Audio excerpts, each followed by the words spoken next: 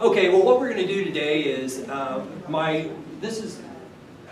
obviously whenever you get a listing, one of the major things you need to do is the comparative market analysis, thus the CMA. Okay, so what typically happens is you'll either get a call or a referral, whatever you do, you'll make contact with the potential seller. And from that contact, basically you're on the phone and you're trying to qualify them. But the most important thing, obviously, is you get their address, right? Gotta know where to go. Okay, so whenever I go on a listing appointment, obviously I have the address. So what I do is I punch it into MLS, which is what I've done with this first sheet.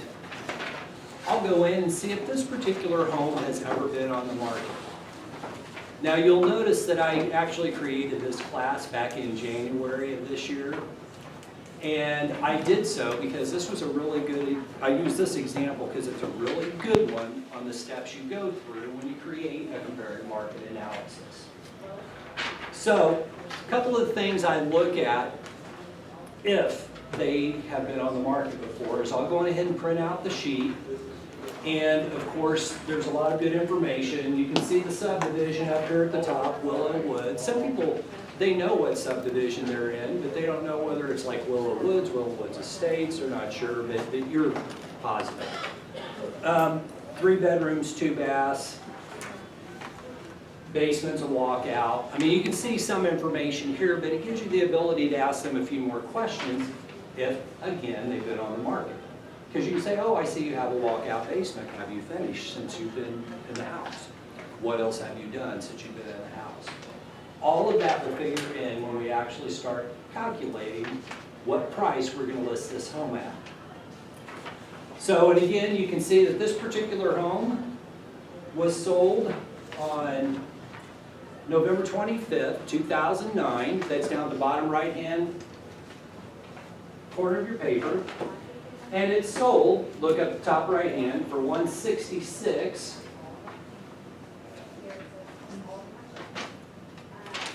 No, I don't have page 2 to this. And there were $3,500 of closing costs. That's kind of embarrassing because there's a second page to this listing sheet. Down here at the bottom, oh, it does say financial concessions. Anyway, they were supposed to, I thought there were $3,500 of closing costs associated with this particular sale. But before I just get too confusing, don't get all hung up on this particular piece of paper because it's just kind of something to get you started. You can tell 3 bedrooms, 2 baths, walkout basement, this is what it's sold for, this is when it's sold. That's just all good information to have. It really doesn't pertain to today because the value of today's home is going to be much different than it was in 2009. Or it's typically much different. It could be higher or lower, or else if it was, if it's been a stable market, maybe it's, the same. But you don't know that until you look at today's data. So, I'm going to put this up right now. We're going to refer back to it. But this is just kind of something to get you started down the road so that you have some of the information that you're reading. We have 4 copies each. Okay, and I've got some more up here, so we're good. Okay, so, thank you, Hannah. So the next thing I'd like to go over is the second document that we handed out. This is where we're going to pull it all together. Okay, mine's in color. And if you'll notice on the front, it says Rockstar CMAs Immediate Subdivision. Okay? The reason I named it the Immediate Subdivision is because this particular home is located in a subdivision that's a fairly decent size. Okay, on this sheet, you see that it's in Willow Woods. You can see that it's in Area 104. So you already have that information. And so what I do first, again, and most agents, most experienced agents are going to do this, is I'm going to first go look in that immediate subdivision to see if I have any comparables to that house. Any homes that closely compare to that particular property. Make sense so far? Okay, now if you all get bored, get up, walk around. Be afraid, if you have a question, raise your hand and I'll stop. Because I talk incessantly and, you know, I try to be somewhat entertaining, although I know I'm not. And then there's a place when you're doing your CMAs in our MLS, when you go in and you actually do a CMA, it gives you a chance to put in like the client's name and some information pertaining to them. Definitely fill that out, because people love to see their name, they love to see your name. You know, the more information you have, the more complete your CMA is. Okay, so as you turn to the next page of that, I'm going to go in here to MLS and pull it up so that we can kind of refer to it. Is everybody familiar with how to use MLS to do a search? Okay, well, that will be another class, but you can kind of pick up a little here. Okay, so anytime I'm going in to pull out my comms, I click on search, and then I go down to detailed data. Because at this point, I do know it's in Area 104. I do know I have a subdivision of Willow Woods. So I'm going to go to detailed data. And again, this isn't in this particular class because MLS is a whole different, class. But I look at all the active. I don't know why this isn't clicking for me.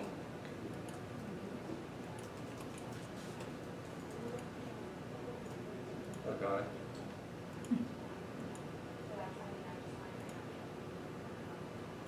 Bear with me, it did something funky.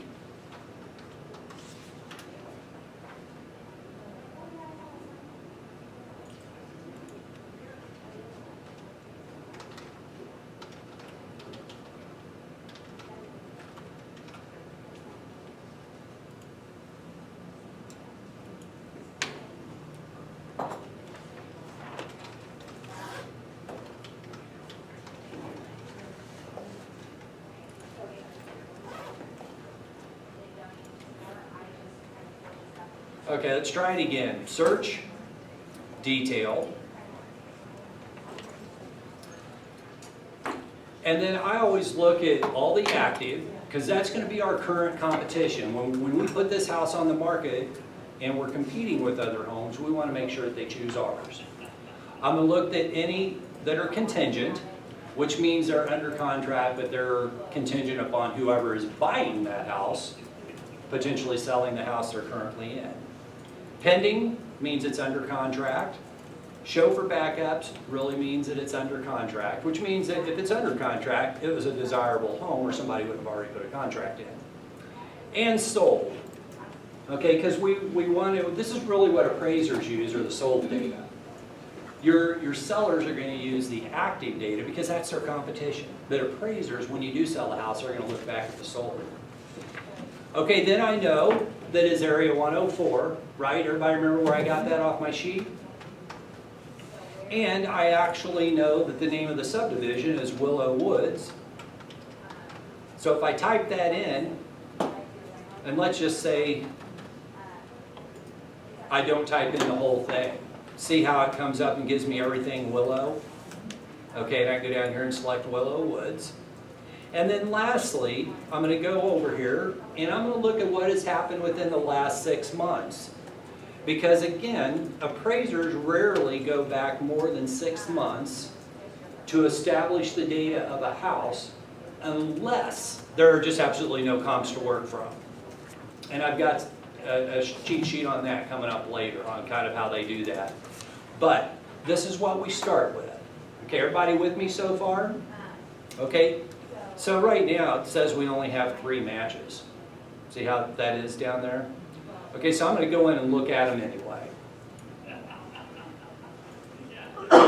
Okay, so we have 1 active home.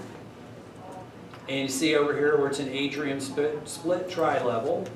We have 1 that's sold, which is a split entry, and another that's sold, which is 2 stories. If we look at our listing, again, go back to this sheet. you can see that the floor plan on this one is a tri-level. Everybody see that? Okay, so right now we don't really have any comps to work with in the last 6 months. Okay, now let's revert back to this handout, which is why we're using this particular handout. When I did that same function that I just did in front of you, instead of having 3, 1 active and 2 sold, we had 9. Everybody see? Pull up your sheet and go to the second page. We have 9. At that point, when I listed this house, there were 3 active and 6 that had sold. That's pretty good sampling. You know, we're fairly lucky on that. And we had an atrium split and a side-by-side split on the active. Oh, it's not up here. Those are basically tri-levels. I mean, people call them atrium splits, tri-levels. And if you haven't had the floor plan class, go to the floor plan class because you'll understand all the various floor plans. I know that an atrium split is also referred to as a tri-level. A side-to-side split is also referred to as a tri-level. So I know that I had, at that point, some competition when I put my house on the market. Okay, then you had the 6 that were sold. And again, back then, we had a lot. Everything that sold just about was either an atrium split or a side-to-side split that was in tri-level. So I had some really good comparables. What I show the buyer, because I go over this in detail with the sellers, what you have there, and I say currently we have these 3 that we're competing with, and there's 6 that have sold. But turn the page. I skip the next page because I don't really care what the median is. I don't really care what the average days on market is at this point. Most sellers don't. They want to know what the bottom line price is that you're going to sell or list their house for. Okay, so I just kind of gloss over that page and I get to the next page.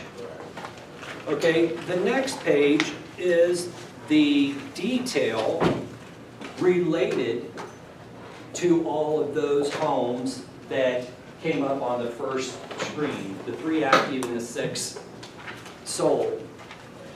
And what I try to impress upon everybody in my classes is that when you go through and you're looking at you're actually preparing to go on a listing appointment, mark up the CMA.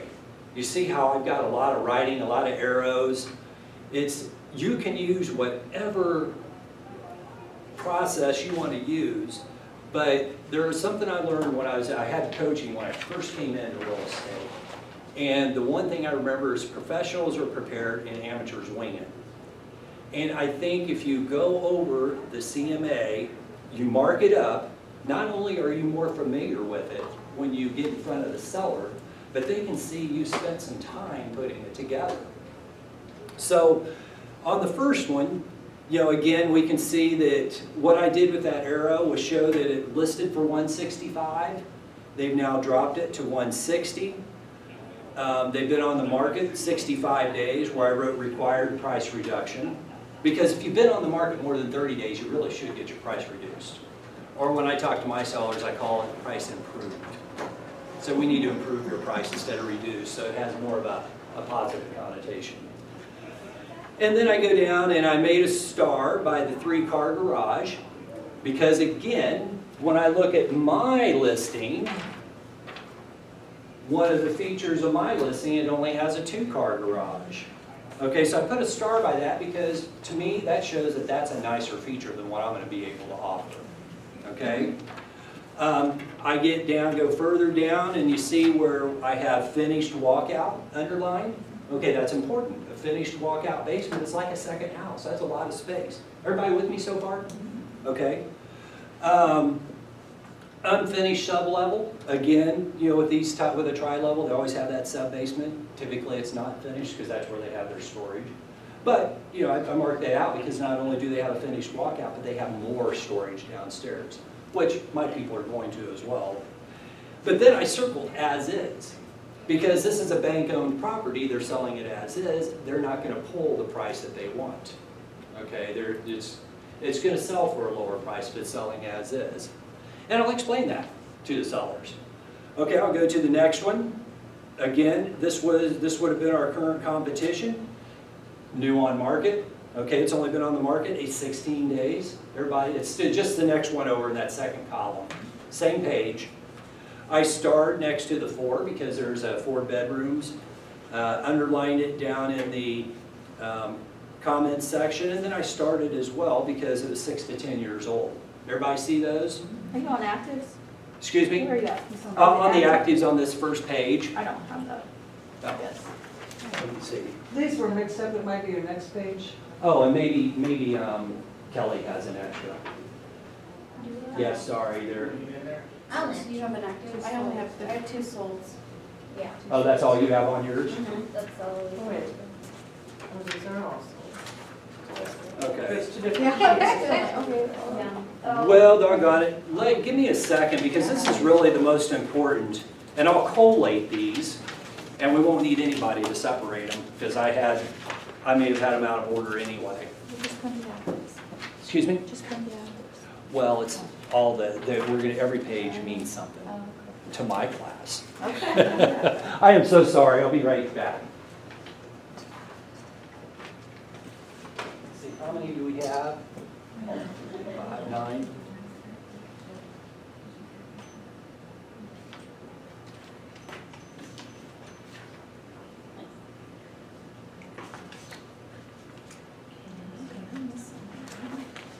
Yes. So much of a difference. What's that?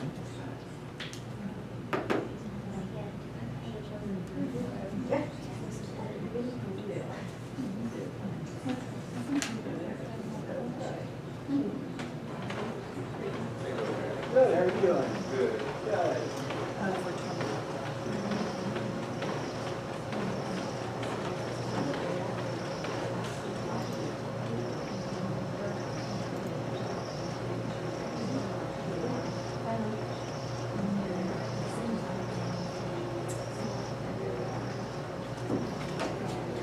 Oh, Okay, this is gonna work you there. know what?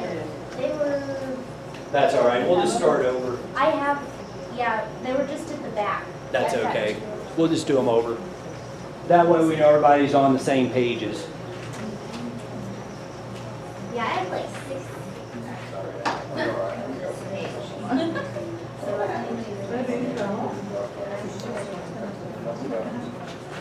Did you want to be out of order? I didn't think they did that fast. Anybody else need one?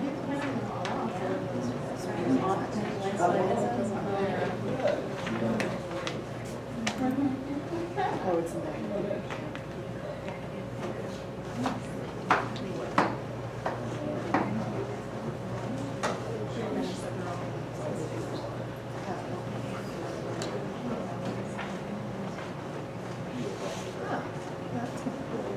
So kind of what you're wearing.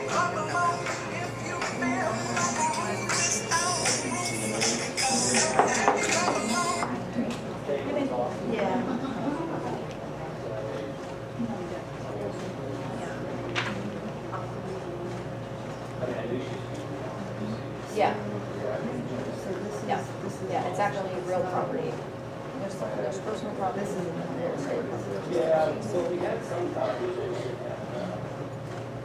No, it's included in payment. Yeah, yeah, no. You're good. All right. Okay.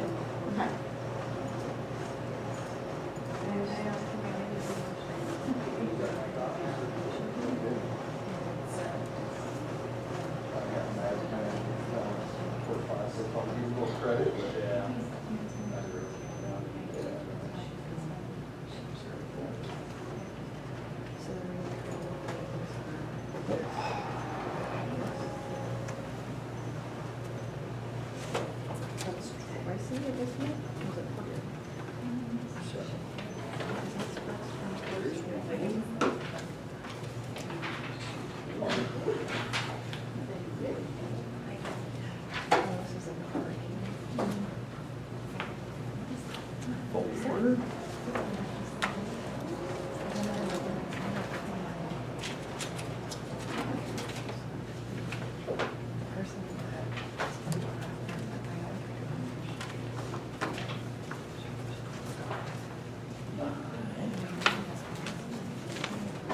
let's use this one and get rid of that other one, just to make sure that we've got it all.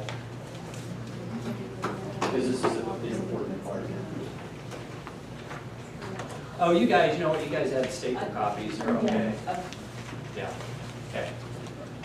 All right, so sorry about that.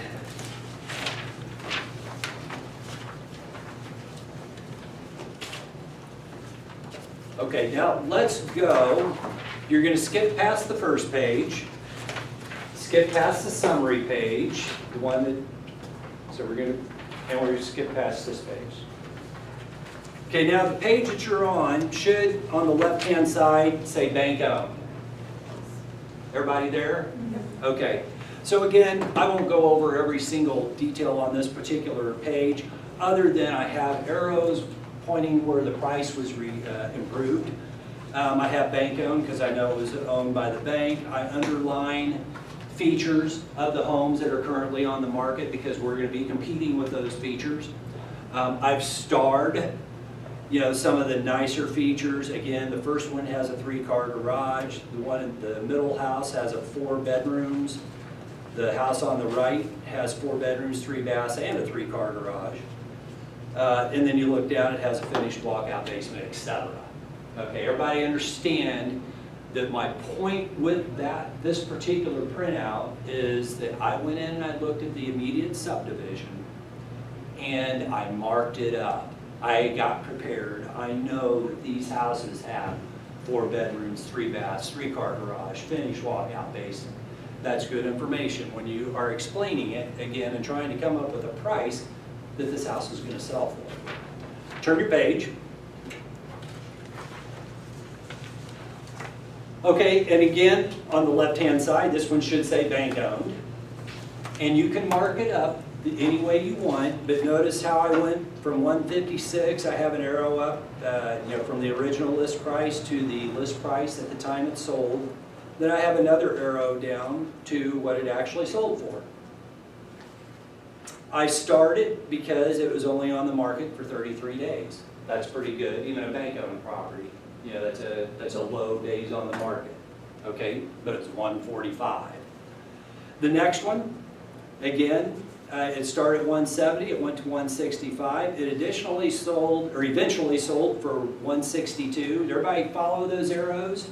Now when I'm talking to the clients, I'll actually point to it. I'll say, well, if you look at this one, you can see that it was originally listed for 170, and then this arrow here tells you what it was listed for when it sold. That was the list price.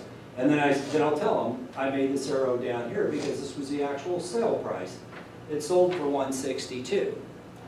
Okay, now when you go in, because you were prepared, you went through this before, you know that there were $4,500 in seller paid closing costs.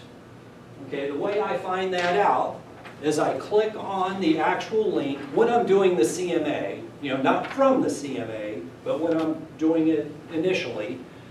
If you click on the actual link and then go down to the bottom,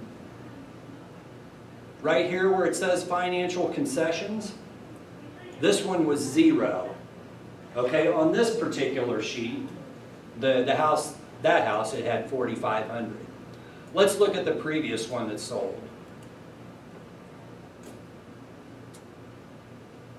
Okay, see here? So on this particular, whoops, no, I don't have that up there. On this first sold that we had, right here, by clicking on this link, I was able to see that when they sold that, they paid $3,500 in closing cost. Okay, that makes a difference because, again, it sold for $162. The seller paid $4,500 in closing costs, so I calculated their net sales price for them. So that house really sold for $157,500. And oh, by the way, you know, it had a walkout basement. See, 3 bedrooms, 2.5 baths, 2-car garage. That looked familiar to, or similar to the one that we're going on. It has vinyl siding. You'll see all the features down here. that house had, and it sold for $157,500. Okay, yes, Lois? I have two questions. One, why is that important to tell your seller about the open closing? One, Mm-hmm. because, okay, so you do that because you are wanting to make them understand what you are listing before, the price you're listing. Absolutely. And you're including that, so they understand.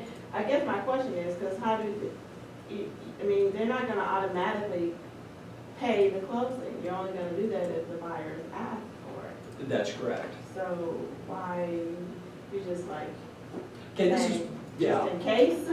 Well, no, that's a good question. Because you'll hear a lot of people, you can pass through, Travis. You'll hear a lot of people say, well, I'm not paying their closing cost.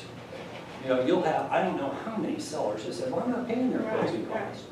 Okay, you're not paying their closing costs. This is when I explain it to my seller. Because typically, you get a house around 150, even up to 250. Buyers ask to have their closing costs paid. 8 out of 10 sellers say, I'm not paying their closing cost.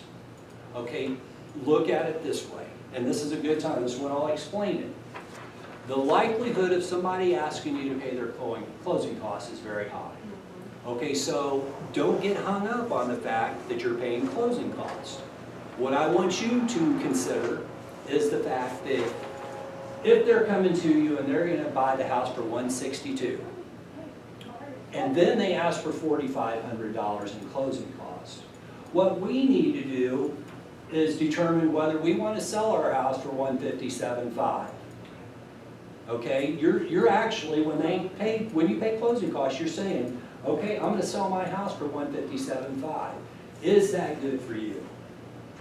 And they'll yay or nay. You know, but the point is, don't let them get hung up on paying closing costs, because it all relates to the bottom line. Does that make sense? Yeah. Okay, so that's why I do it at that That point. makes perfect And then if they don't ask for closing costs, maybe the people do come in and offer to buy their house for $158 with no closing costs. sense. Well, that's a good way to explain it to them, because I always wonder how, because you do hear that all the Mhm. time. I don't want to take over the call. My next question is, who puts that on the listing? Does it automatically populate after the closing, or does?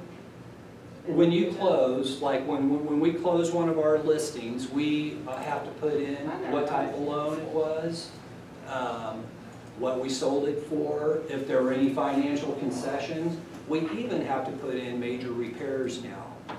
So like when I have a client and they have to put in radon, that's $700-800. So you have to put that in as a major repair consideration.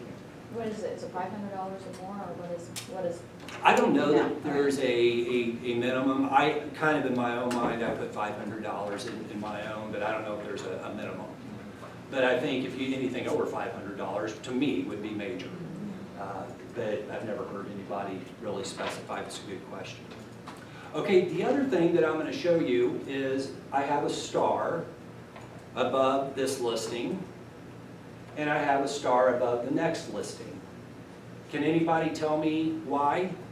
Those are best comps? Absolutely, that's right. These are the homes that are the closest match, the most similar to the home that I am trying to price out. I was really lucky when I had this particular listing because I did have good comps to work with. And when I went over this with the sellers, I could say, okay, this one sold for $157,500, and that's how I ended up stating it because we're talking about net sales price. And the other one sold for $164,000, and again, zero closing cost. So that's quite a range, right? $157,500 to $164,000. And the one that was $164,000, the difference was they had a finished basement. There's still a 3-bedroom, 2-bath, 2-car garage, finished basement, non-walkout. It did have new roof. You can see all the things down here in the bottom. But again, I just underline those. You don't have to go over all of them. You're just making marks on this to show that you were ready. So it gives you credibility when you go and you say, okay, I think you should list it for X. Okay? So let's go on ahead and turn that page. And there's one thing I'm gonna say on this last page, is you need to have a discussion with your seller when you list the home of when you do price reductions. Okay, and again, do not call them price reductions. If you can get it into your lingo, call them price improvements or price adjustments, either way. But the bottom line is, once you've been on the market more than 30 days, and especially in our market, if you do not have a contract on your house, there's a problem with the price. Okay, now the house may be in crummy condition, you know, and so they're asking too much. Okay, they're not going to get an offer until they drop it down where the perceived value is where it needs to be. If it's in great condition and you're still not getting showings or you're not getting contracts, they still need to reduce after 30 days. So this is a great time when you see these solds to show that this, like this first house went from 175 to 169.9 and is reduced in 35 days. Think that would have an effect on your sellers? Okay, next. The next one over. One went from 172 to 169. Okay, not a big price reduction, but it happened in 36 days. Again, you're driving that point home. The next one. They reduced their price after the 8th day, the 18th day, and the 61st day. You can see all that in the property history when you're familiar with MLS. There's a link on the MLS that I'll just show you for the people that are new. When you click here, see this link right here, property history? If you click on that, you can see, again, this particular home was listed for $117,500. It sold for $115,000 back in 1999. Listed for $168,900 in February of 2014. Sold for $149,900. Now, if I wanted more information on that, again, I would click here and go down and look at my financial concessions. Oh, they're not on that one, I'm sorry. I don't want to confuse you, I'm trying to get too far into it. Okay, but the big deal is you've marked it up, you've said they made their adjustments at 8 days, 18 days, and 61 days. You have to improve your price until you get to that point where you get an offer. You should have 10 showings in 2 weeks. If you don't have 10 showings, your price too high. If you don't have an offer, your price too high. Okay, sellers they're not always ready to drop, you know, or reduce their price, but if you get it into their head sooner rather than later, you're in much better shape when you have to make that call to say, hey, let's improve your price to whatever. Questions so far? Yeah, as far as on this last one, do you, I mean, I'm not being this person, but do you know what kind of thought process somebody would be to have 1861 seem so off? Well, what could have happened, here's what may have happened, and again, I've had this happen to me. I'll go in and I'll say your house should list for 190. I'm looking at that last one. Because I can see, everybody see where the original list price on that was 200? Okay, and the seller may say, no, I want to list it for 200. Even after we've been over everything. Okay, I'm one of those people, and it's everybody's personal decision that will take an overpriced listing. My thought process was, who knows, maybe it will sell for 200. Okay, but if not, I want to drop your price in 30 days. Okay, what probably happened at 200, and I'm just guessing, they didn't have a showing. If you don't have a showing within the first 8 days, or you have one, then there's a problem with your price. So they probably dropped it at 8 days. Then maybe they dropped it at that point, because I didn't put what they actually dropped it to. Maybe they dropped it to 190. I'm just guessing. And they still didn't have showings. So they dropped it to 185. Or maybe they went to 195, 190, and then at 61 days they went to 185. Okay, they had to continue improving their price until they could generate an offer. And then it ended up selling for $190,500. And then they paid closing costs of $5,500, so it ended up selling for a net of what they had it listed for. Now, does that make sense? Everybody see where it's sold, their net sales price is 185, and that's where it was listed. So the buyer of that home, when it got down to that magical price, decided it was actually worth that. And so they're willing to pay the 185 plus finance or closing costs in. And what's cool about that was that it had to appraise for $190,500 anyway for it to be sold.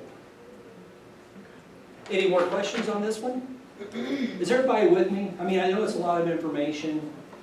I have a question, but it's not exactly on this one. Okay. So how do you, when you're talking to them about the CMA, how do you, or when do you discuss the, like, how much they owe on the house now? Because it's, I mean, like, if you have a seller that has to get a certain amount for their house, like I have right now, and they want to list it at a certain price, I mean, how do you adjust this to that?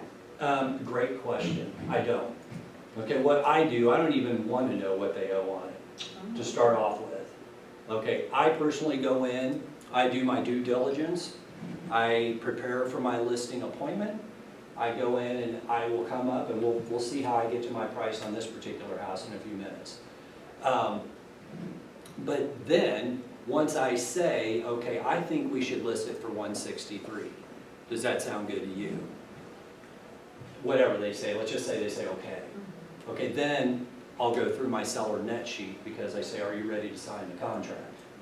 Because I always take the contract filled out with their names on it to every listing appointment I have. And if you don't have it, you can miss the listing because they're ready to sign right then.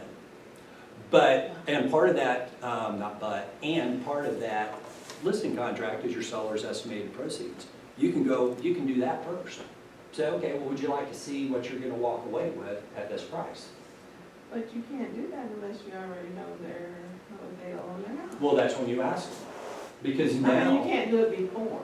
Oh, right, because all I'm worried about right now is what I think it will sell for. I mean, I'm the professional realtor.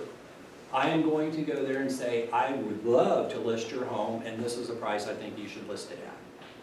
Okay, they may or may not agree with me, but that is my sole goal, is to go in there. I want to get the listing, but I also want to, get a price. I always want my sellers to get the most for their house. I mean, we all do. But at the same point, I don't necessarily want to take a listing that's so overpriced that I'm going to lose it. I'm going to spend all my time on the listing appointment, getting pictures taken, putting it in the MLS, answering sign calls, answering calls from other agents, only to find out that they're not going to take. They're not going to sell their house because they won't improve their price to where we discussed. So again, which is why it's important for you to have that conversation. And again, I'm not perfect. Cindy and I were just talking about one I lost not too long ago. They wouldn't drop their price for me, but then they dropped it by 25% for the next agent. I mean, go figure, and I worked my butt off on it. But, move on. Next. So, did that answer? Again, I don't ever have a short answer. I'm sorry. I talk a lot. Okay, so we're going to skip over this next page. And then, this is on our KW market. Go to your graph. Now, yours isn't in color.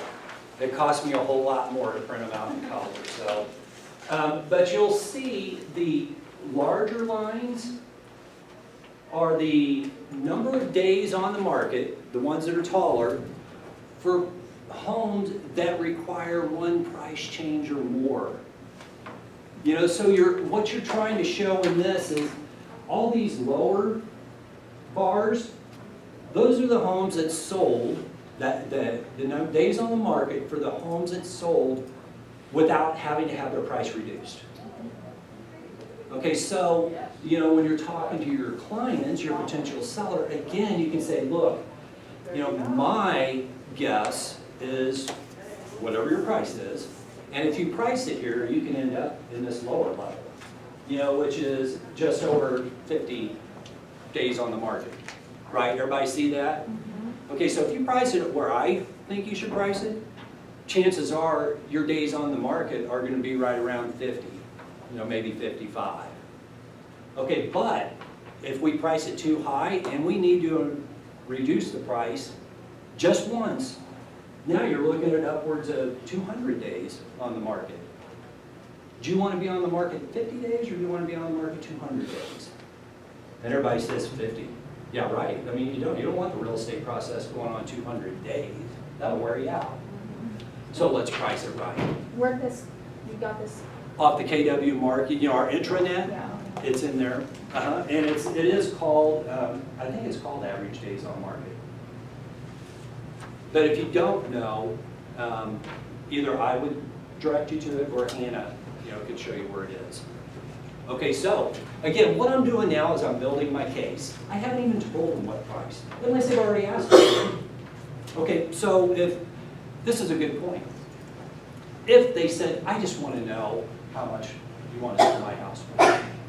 Okay, I'll go ahead and tell them. Okay, and again, I'm going to tell you guys here in a minute. But I'll go ahead and tell them. I won't go through all this stuff. But if they want to need substantiation for the price that I want to list it at, then every single piece of paper that I have in here is good, relevant information. You just need to present it in a logical manner, and you will because you're prepared, right? Right? Okay, so let's skip to the next one. And again, this is another, people love visuals, which is why these are in my CMA. And it shows, how back in 2005, 2006, we were really going gangbusters. We had all the building permits, because they were building houses right and left. Then it dropped off dramatically in 2010, 2011, 2012. And now, this is a little bit old because I pulled it, in January. But still, you can see it's trending upwards to where at this point we had about 6,000 building permits out in the Kansas City metropolitan area. Okay, why do they care? So indicator of the market. It's an indicator of the market and competition. Okay, I could buy a 15-year-old house, or I could go buy potentially a brand new house. Maybe not at 160, but it's still, and especially as you get up to 200, 250, 300, oh yeah, they can go anywhere and buy a new house, at that price. So if you have a resale in the upper price ranges, this is a killer, because you say, no, you're not just competing with the house down the street, you're competing with new homes. It's like selling a house. Does anybody know where Riss Lake is in Parkville? Yes. Okay. Anybody know where Thousand Oaks is? Yes. Okay, I can't tell you how many people I've shown houses to in Riss Lake that decide they want to go to Thousand Oaks. You know why? Yeah. Brand new houses for the same price. 300, 350. They may not be the exact same house, but they don't care, it's brand new. It's still a good neighborhood, it's still Parkville School District, blah, blah, blah, blah, blah. So if I'm selling a house in Riss Lake, then this is one of the sheets that I really need to focus on, because I will tell them, I've had a lot of people come through here. They love Riss Lake, but they can go out to Thousand Oaks, and it's a great neighborhood too, and get a brand new house for that price. And where did you get this? It's on the intranet as well. Yep. Lots of good stuff, and when Brian goes over the stats, which he does periodically, they'll put updated stats out there, on our office intranet. And you should, I don't use everything out there, because there's a whole bunch of stats that I don't really care about. I just pull out what I think I can use to help my clients or potential clients understand that I know what I'm talking about, to help substantiate what I'm telling them.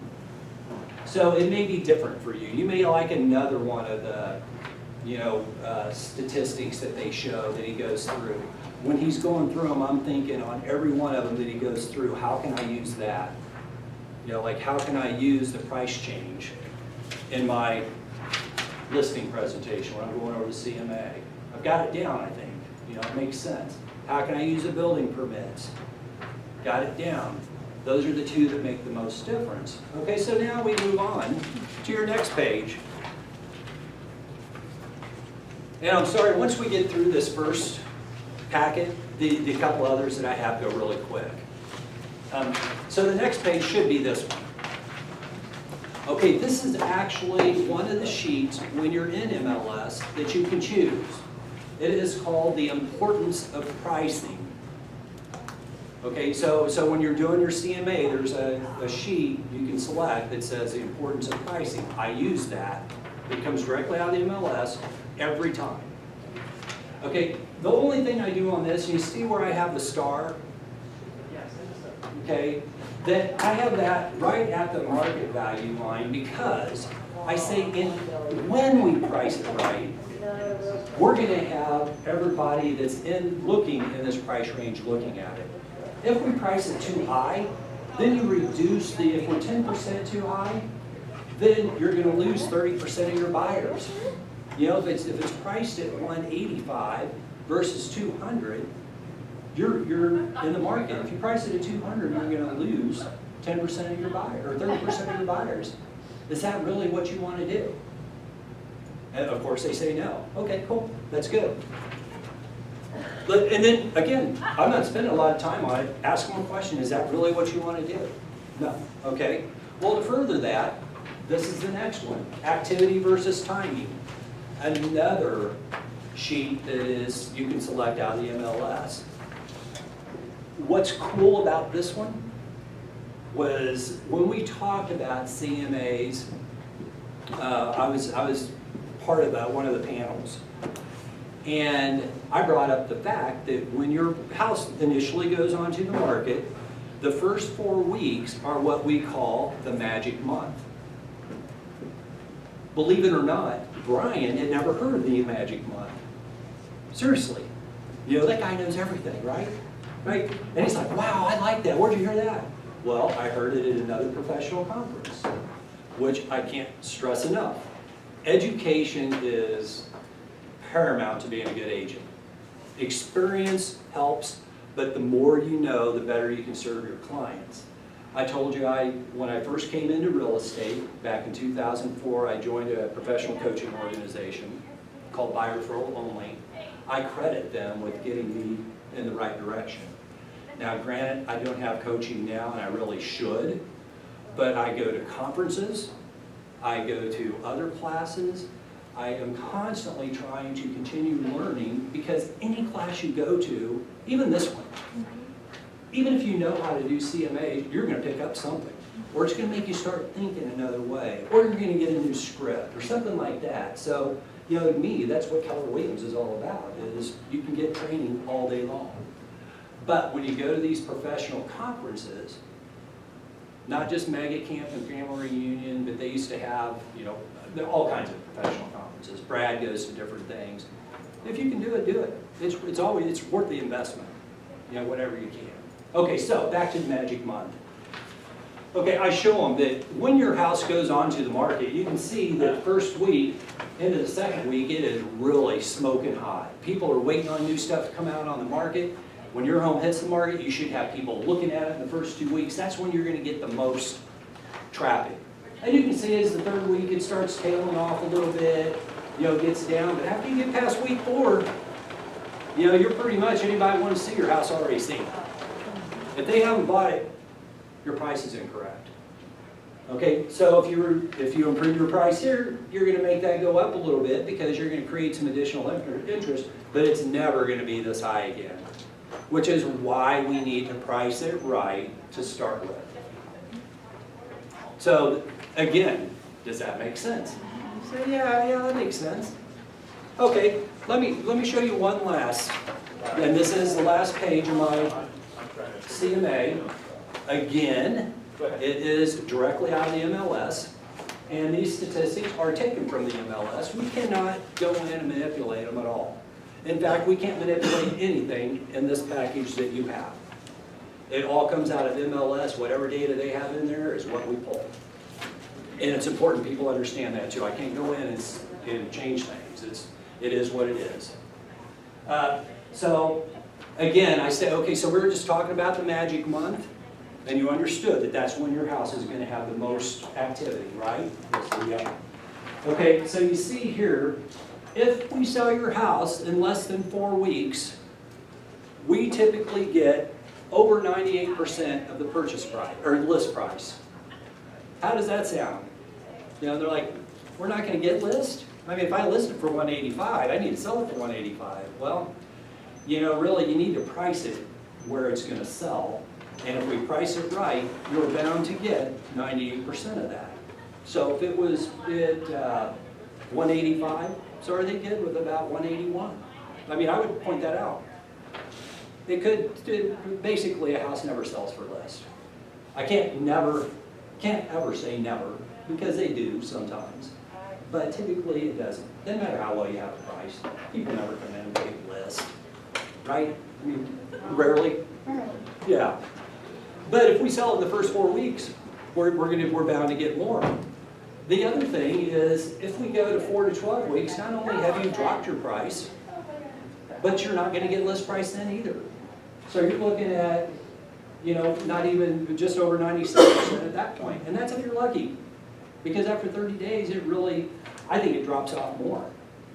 I know these are hard and fast stats, but I think it drops off more. Okay, so that, and by that point, you should already have them. In fact, I rarely even get through this whole package because they'll stop me. Again, I talk a lot. They'll stop me and say, okay, so we understand that. Where would you price it? Okay, y'all wondering? Okay, in this case, I'm going to focus on their house and the fact that it's 3-bedroom, 2-bath, it's a tri-level. And I'm going to go back to those 2 comps that I had starred. Okay, and that's on like page 4 or 5, I think. Everybody with me? Okay. The first one was sold for $157,500. Remember, you take the closing cost off, the net sales price was $157,500. The second one sold for $164,000, but it had a finished basement, which adds a couple of thousand. So when I actually suggested my price, I went with $163,000. Okay, now how did I come up with that? I don't have a finished basement, so I know it's not going to sell for $163,000. The other one that didn't have a finished basement as well, that sold for $157,500, it was initially $162,000. It still sold, and it sold in 45 days, so we're pretty close. You know, the market was starting to move a little bit more rapidly, you know, at that time. And so I wasn't so, and that was what I felt like if we listed it at, I really thought it would sell for around $160,000. You know, it was in good condition. And I think it did, I don't remember now, but I was between $157,500 and $164,000, and with everything we went over, I could substantiate that. And they were happy with that because they could see that I was kind of close to the finished basement. They knew they didn't have a finished basement. And they knew that they were above the $157,500. So I tried to price it to sell, which when I say price to sell, you'd think I'd price it closer to $157,500, right? But at the time, you know, it seemed like $163,000 was a good price for me. A lot of that was based on these 2. Some of it was gut. You know, when you're in a house and if it's in good shape, it's ready to move into, you can command a slightly higher price. The big deal is I knew we weren't so overpriced that we wouldn't get them all. And that's my main goal. If it's $1,000, $2,000, not a big deal. I have a problem when they're $10,000. Like these people would have said, no, I want to list it for $170,000. Well, there's nothing, I can't substantiate that. Where did you get $170,000? Oh, we owe $150,000, and by the time, you know, we pay commissions and we do this, we're gonna have to bring money. Yeah, but do you want to sell it? I probably wouldn't have taken this listing at $170,000 because it wouldn't sell. There's some I will take, you know, because I just think, well, you know, maybe it will, and maybe I would. It just, you know, it's a decision you make at that time. But it has nothing to do with what they owe. Okay, now I told them $163,000. Oh, they're good with that. Let's do your seller's estimated proceeds. You want to know what you're going to walk away with? Let's do the seller's estimated proceeds and sign the contract. And you get to that point, you've got the contract signed. I mean, if you give them a price and they're good with it, you're all set. Some people will ask you right off the bat, when you go in, you don't have to go through any of this. I mean, seriously. Yeah, you'll go in, they'll say, Danny Byer taught me this from a training she was at. They said, what else, you walk into a listing, you can say, if you want, if you're confident enough, you can say, what else do you need to know to sell your home tonight, or to sign the contract tonight other than the price?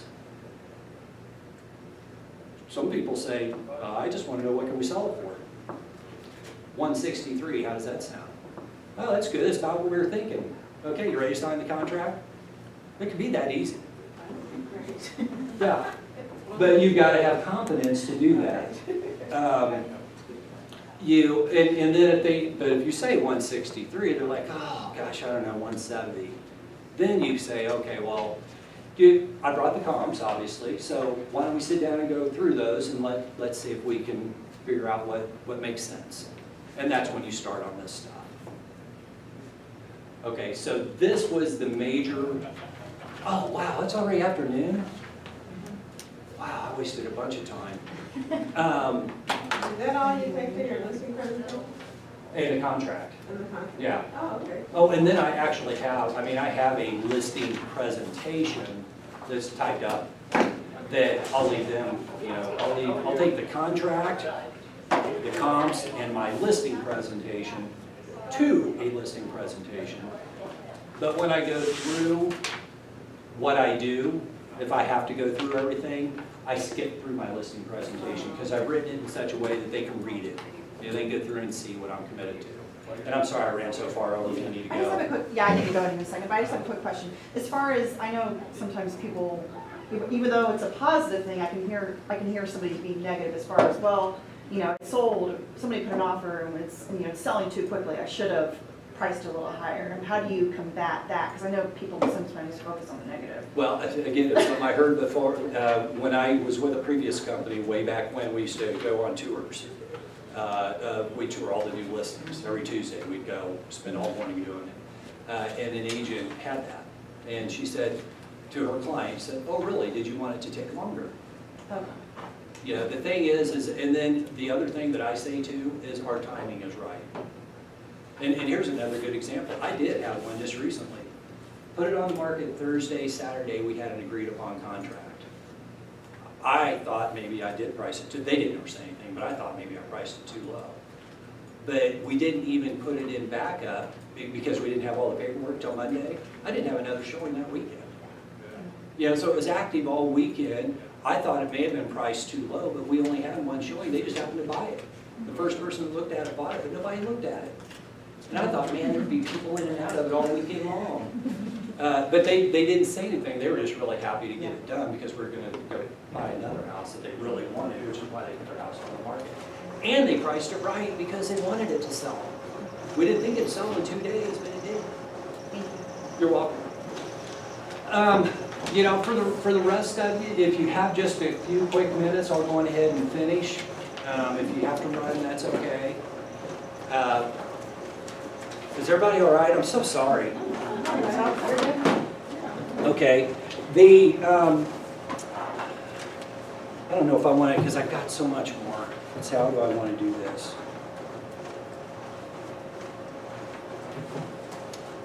All right. I'm going to go ahead and give you these handouts.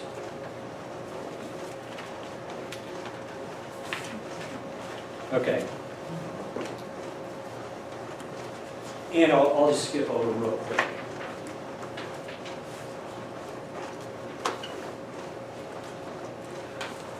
Because the whole point, and I'm going to talk while I'm handing them out. You're welcome. The whole point in this handout is quite often you will get into, I think I gave you guys the wrong one. I think I gave you the wrong one. Sure. Sometimes you get into an area that doesn't have enough comps in that neighborhood. So for instance, Which one did I get? Okay, map area. Does everybody say, okay, map area, that's good?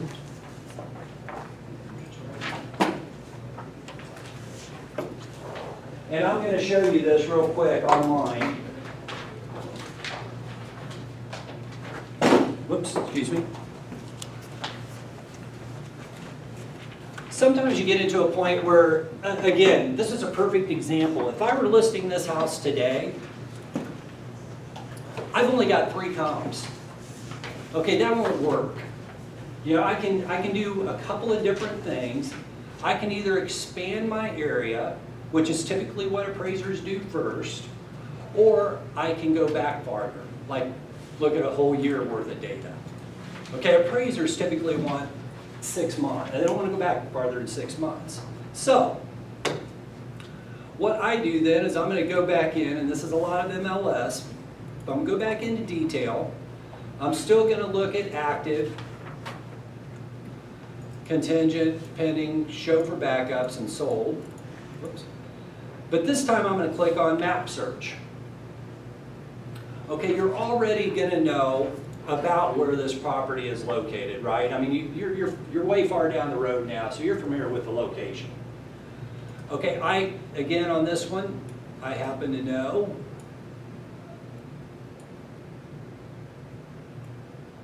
Okay, everybody see Willow Woods right there? It's hard to see now, but right here it said Willow Woods.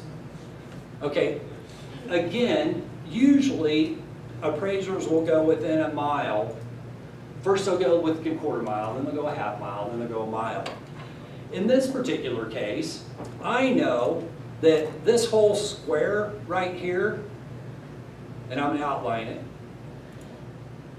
all the way up to 106th Street, down to 96th, oops. Okay, oops, I don't want. Okay, that whole square that I just outlined, those are all similar houses. I mean, they're all built about the same time. You have Willow Woods Estates, Fox Hill, Oak Tree, but they all are legitimate neighborhoods that have similar homes. So what I would do is, again, when I did map area on that printout you just had, and then I went into criteria, and again, I only go back 180 days because that's what appraisers do. And then I make sure, again, that I'm looking only at single-family homes, because there are some townhouses in these areas, and I don't really care, they don't compare. But look at my matches now. I got 55. So if I look at my results, I can see, you know, again, there's a tri-level, tri-level, tri-level. These are all the actives.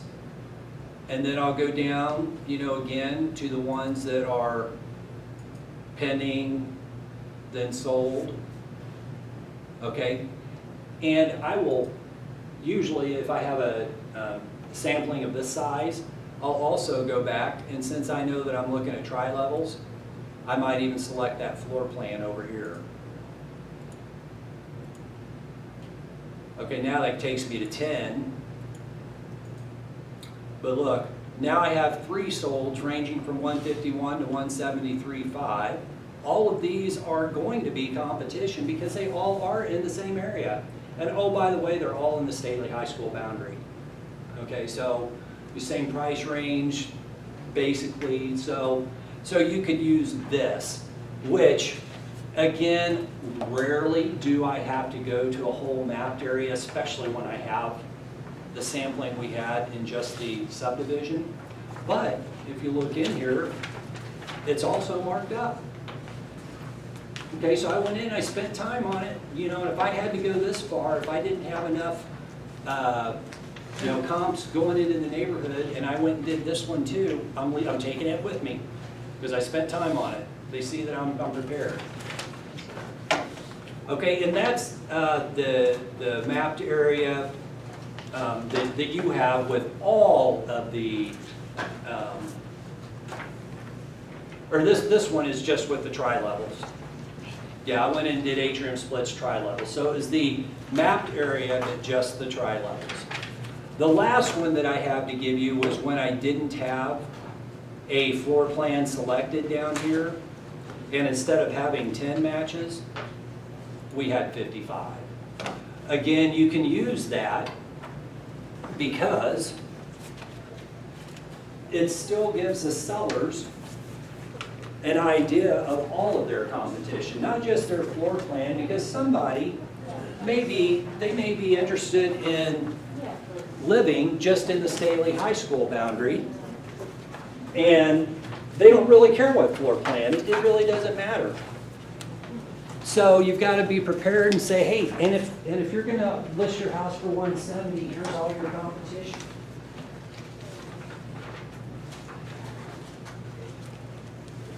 Typically, you can do it just on the subdivision, like our first one. Okay, the very first thing I spend an hour going over, you can use that. But if it's a small subdivision, if it's out in the country, like those ones we had, where there's really not a lot of comps, you know, then you get into some other issues to where you've got to start considering 5 miles out. You get a property in the country, you get a ranch home that's next to an old subdivision, you know, any number of different things. The last thing that I'm going to hand out to you, and I don't really have to go over it, but I want you to have it. Since I've been in real estate, you know, for 10 years, I've developed a relationship with different appraisers. Because of that, I have the ability to call them up. When I do have problems, you know, like I can call an appraiser and say, hey, man, I've got this home, it's up here, you know, it's at 125th Street, there's one street of regular homes, like one street with 10 homes. There's no, it's all country surrounding them. What do I do? Okay, what they've given me on these, they're just a few tips from the appraisers. It's not an end-all, be-all, but it's, if you're having problems doing your comps, if there are no comparable homes in the subdivision, look at the first question. What do you do? That's the back page. And I've got the answer there. Look for the closest competing addition or area that may contain similar design property first.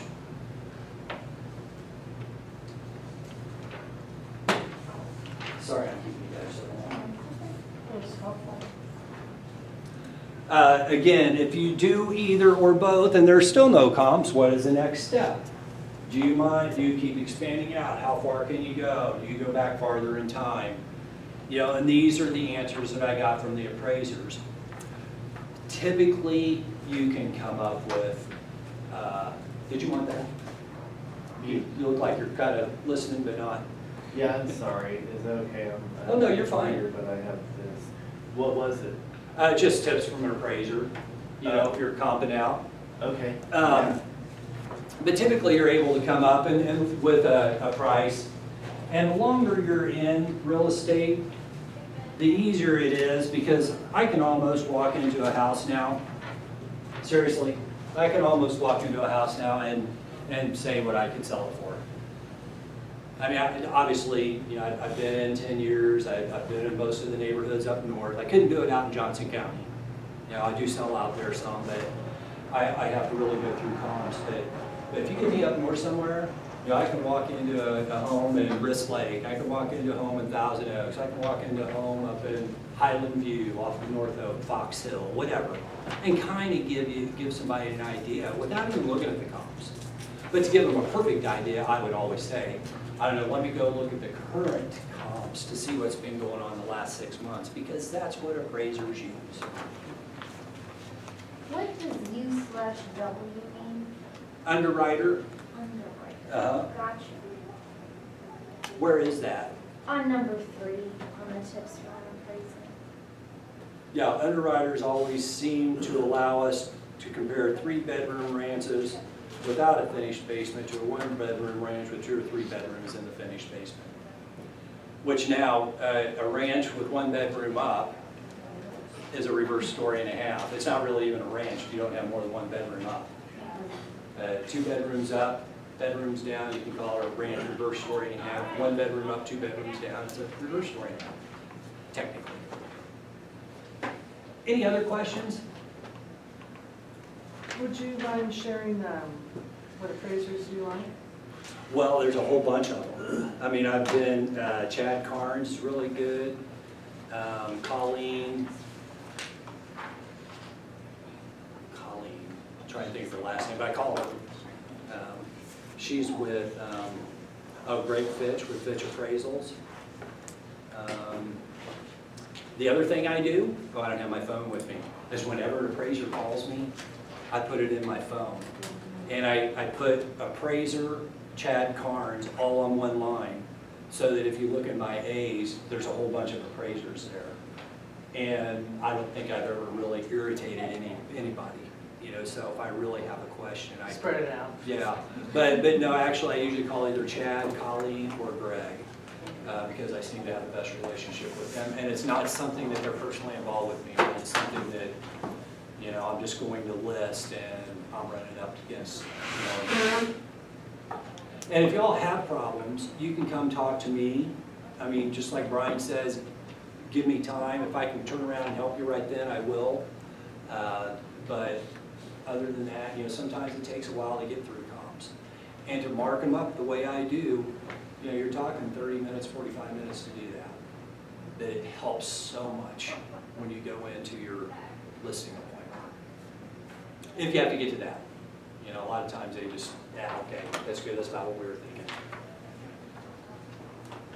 All right, Yeah, thank you very much. thank you.